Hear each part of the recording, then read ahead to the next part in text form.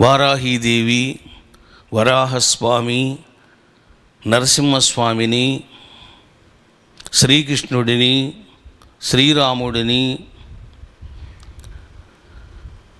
ఎవరైతే ఆరాధిస్తూ ఉంటారో ఆ ఆరాధన శీఘ్రంగా నెరవేరాలి అంటే క్రోధ భైరవుని యాడ్ చేసుకోవాలి. ఇది కీలకం.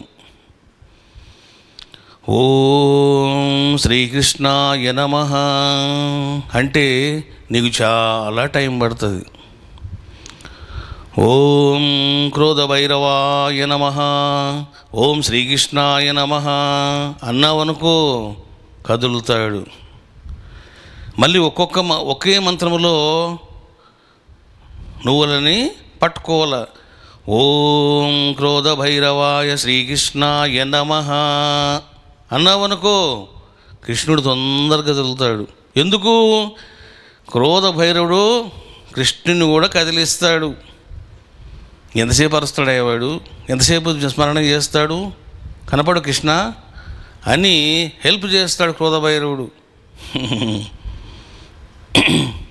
కాబట్టి మహావిష్ణు భక్తులు, లక్ష్మీదేవి భక్తులు, శ్రీరాముని యొక్క భక్తులు, నరసింహస్వామి యొక్క భక్తులు, వరాహస్వామి యొక్క భక్తులు వీళ్ళందరూ కూడా ఎవరిని పట్టుకోవాలి?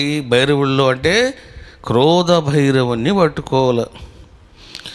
విష్ణువు యొక్క సంపూర్ణ తేజోరాశియే క్రోధ భైరవుడు.